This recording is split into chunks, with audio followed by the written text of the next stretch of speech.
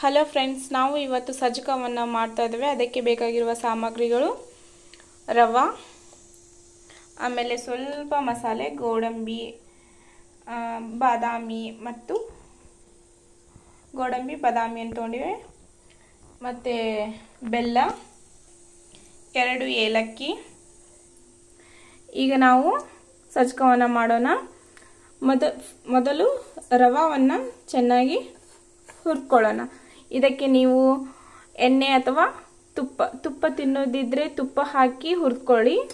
ಎಣ್ಣೆ ತಿನ್ನೋದ ಮನೆಯಲ್ಲಿ ಎಣ್ಣೆ ತಿಂತಾ ಇದ್ರೆ ಸ್ವಲ್ಪ ಎಣ್ಣೆ ಹಾಕ್ಕೊಂಡು ಹುರಿದುಕೊಳ್ಳಿ. ನಾನು ಸ್ವಲ್ಪ ಇದಕ್ಕೆ ಎಣ್ಣೆಯನ್ನು ಹಾಕ್ಕೊತಾ ಇದ್ದೇನೆ. ಕೆಂಪಾಗುವವರೆಗೂ ರವೆ ಹುರಿದುಕೊಳ್ಳಿ, ಇಲ್ಲ ಅಂದರೆ ಸಜ್ಜಕ ಸರಿ ಆಗೋದಿಲ್ಲ. ಹಾಗೆ ಮಿಜ್ಜಾಗಿ ಆಗುತ್ತೆ. ಇದು ಸ್ವಲ್ಪ ಉದುರಾಗಿ ಆಗುತ್ತೆ.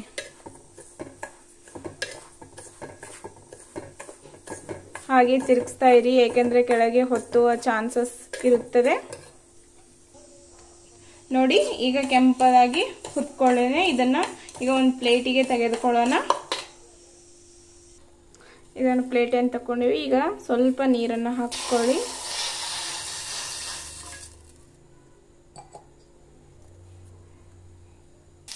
ಸಾರಿ ಫ್ರೆಂಡ್ಸ್, ನೀರು ಹಾಕೋಕ್ಕಿಂತ ಮುಂಚೆ ಎಣ್ಣೆಯನ್ನು ಹಾಕ್ಕೊಳ್ಳಿ. ನಮ್ಮ ಮನೆಯಲ್ಲಿ ತುಪ್ಪ ತಿನ್ನೋದಿಲ್ಲ, ಅದಕ್ಕೆ ನಾನು ಸ್ವಲ್ಪ ಎಣ್ಣೆಯನ್ನು ಬಳಸಿದ್ದೇನೆ. ಎಣ್ಣೆ ಕಾದ ನಂತರ ಅದಕ್ಕೆ ಏಲಕ್ಕಿ ಮತ್ತು ಮಸಾಲೆಯನ್ನು ಹಾಕ್ಕೊಳ್ಳೋಣ. ಎಣ್ಣೆ ಕಾದಿದೆ, ಅದಕ್ಕೆ ಮಸಾಲೆಯನ್ನು ಹಾಕ್ಕೊಳ್ಳೋಣ. ಏಲಕ್ಕಿ,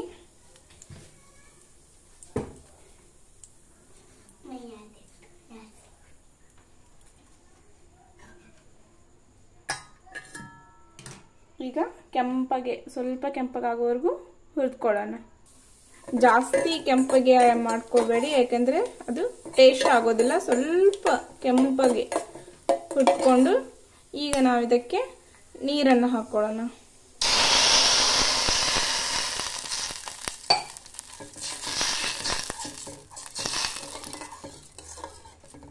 ನೀರು ಹಾಕ್ಕೊಂಡಿದ್ದೇವೆ. ಈಗ ಇದಕ್ಕೆ ಬೆಲ್ಲ ಹಾಕಿಕೊಳ್ಳೋಣ. ನೀವು ಸ್ವೀಟ್ ಜಾಸ್ತಿ ತಿಂತಾ ಇದ್ರೆ ಸ್ವೀಟ್ ಜಾಸ್ತಿ ಹಾಕ್ಕೊಳ್ಳಿ, ಕಮ್ಮಿ ತಿಂತಾ ಇದ್ರೆ ಕಮ್ಮಿ ಹಾಕ್ಕೊಳ್ಳಿ. ರುಚಿಗೆ ತಕ್ಕಷ್ಟು ನೀವು ಬೆಲ್ಲವನ್ನು ಹಾಕೋಬಹುದು. ಕೆಲವೊಬ್ರು ಬೆಲ್ಲ ಜಾಸ್ತಿ ಸ್ವೀಟ್ ಜಾಸ್ತಿ ತಿಂತಾರೆ, ಕೆಲವೊಬ್ರು ಕಡಿಮೆ ತಿಂತಾರೆ.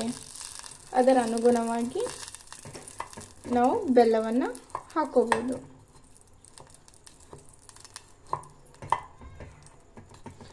ಈಗ ಇದನ್ನು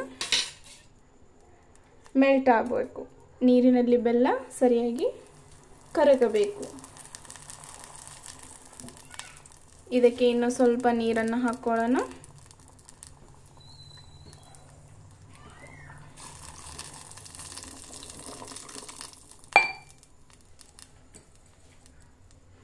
ಇದು ಕುದಿಬೇಕು.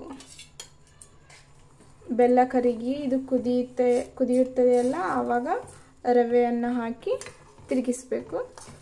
ಈಗ ಇದನ್ನು ಕುದಿಯಲು ಬಿಡೋಣ. ಇದರ ಮೇಲೆ ಒಂದು ಮುಚ್ಚಳ ಹಾಕಿದರೆ ಬೇಗನೆ ಕುದಿಯುತ್ತೆ. ನೋಡಿ, ಬೆಲ್ಲ ಎಲ್ಲ ಚೆನ್ನಾಗಿ ಕರಗಿದೆ. ಈಗ ಇದು ಕುದಿ ಬರೋವರೆಗೂ ನಾವು ಕಾಯಬೇಕು.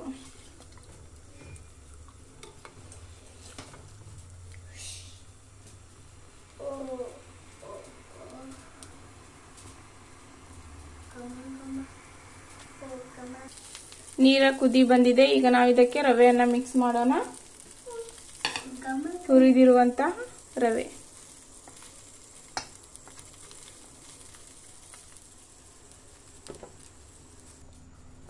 ನೋಡಿ, ರವೆಯನ್ನು ಹಾಕಿದ್ದೇವೆ. ಈಗಿದು ಚೆನ್ನಾಗಿ ಕುದಿಬೇಕು.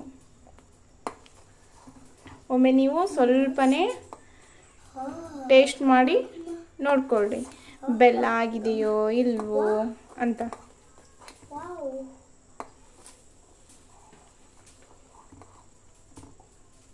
ಹೀಗೆ ಸ್ವಲ್ಪ ತಿರುಗಿಸ್ತಾ ಇದ್ರೆ ಕೆಳಗೆ ಹೊತ್ತೋದಿಲ್ಲ.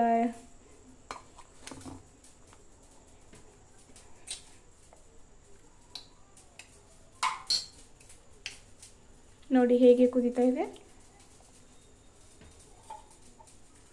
ಇದರ ಮೇಲೆ ಪ್ಲೇಟನ್ನು ಮುಚ್ಚಿದರೆ ಉಕ್ಕಿ ಕೆಳಗೆ ಬೀಳುವ ಚಾನ್ಸಸ್ ಇರುತ್ತದೆ. ಅದಕ್ಕೆ ನಾವು ಹೀಗೆ ಚಮಚೆಯಿಂದನೇ ತಿರುಗಿಸ್ಕೊಳ್ಳೋಣ.